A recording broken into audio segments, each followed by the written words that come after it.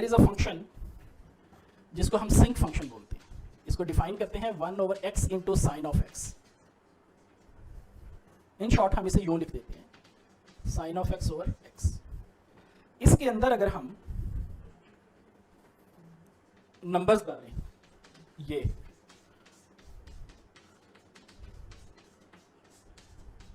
चलते चलते चलते 3 4 5 6 7, तो ये वैल्यू बनेगी पाई माइनस 2/1।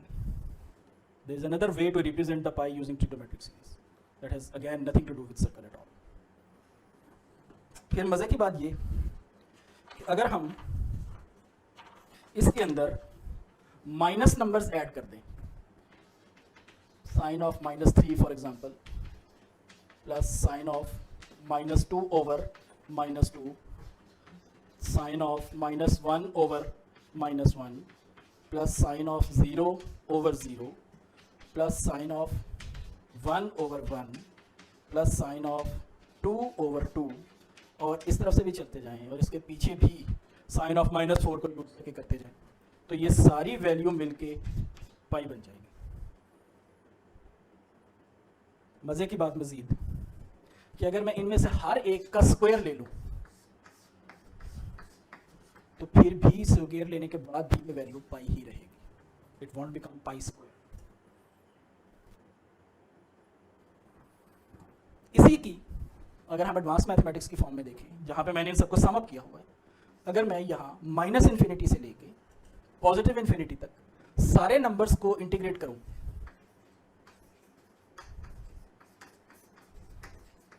तो ये वैल्यू पाई के इक्वल आएगी।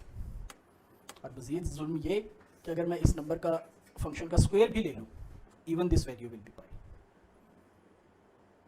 And the most astonishing thing is about this particular term. Can someone calculate this term from his or her calculator right now?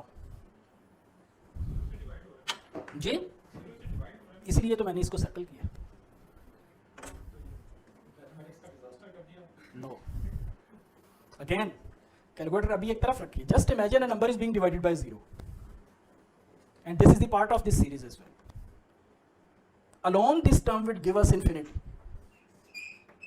ऐसा ही है, and it should not lead to a constant value theoretically, but it is. If I exclude this term from the series, then this would not be equal to pi. कहां से बात शुरू हुई थी कि वो आज से 3500 साल पहले किसी ने पहिया इजाद किया और उसका मसला ये था कि ये पहिया कितना बड़ा हो ताकि मैं घोड़े की कम से कम ताकत लगा के ज्यादा से ज्यादा फासला तय कर सकूं।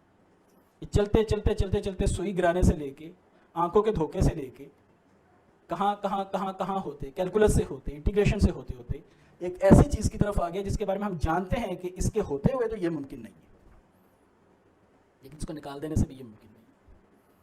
इस वास्ते कि अगर मैं इनमें से हर एक टर्म का एक ग्राफ बनाऊं, ये x की वैल्यू है और ये इस सिंक फंक्शन की वैल्यू है, x की -3 वैल्यू के लिए यहाँ पे कोई पॉइंट आएगा, -1 के लिए कोई पॉइंट आएगा, -2 के लिए कोई पॉइंट आएगा, -1 के लिए कोई पॉइंट आएगा, 0 के लिए ये पॉइंट इंफिनिटी पे नहीं आएगा बल्कि 1 के लिए यहाँ, 2 के लिए यहाँ, 3 के लिए यहाँ। और ये ग्राफ जानते हैं कैसा बनेगा? ये ग्राफ ऐसा बनेगा।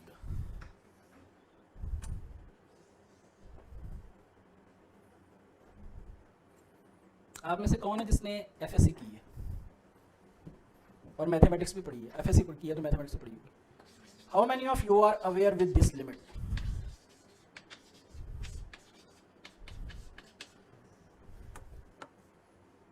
So this thing is, this thing is, this thing is, this thing. Because this summation is actually represented using this integral. तो इस सारी डायग्राम को अगर मैं यूं फैलाता जाऊं, इसके आगे जो बम्प्स हैं ये रिड्यूस होते जाएंगे। ये वाला सारा एरिया, ये सारा मिलके पाई के इक्वल बनेगा।